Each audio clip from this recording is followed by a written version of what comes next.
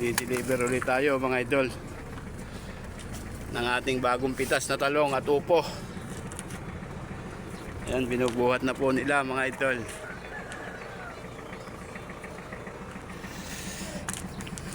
Amo naman ang ating upo mga idol, kinis na kinis. Araw ng Tuesday mga idol, deliver ho tayo kay Boss Terry. Ayan po mga idol ang ating karga. Nagbababa na po tayo mga idol.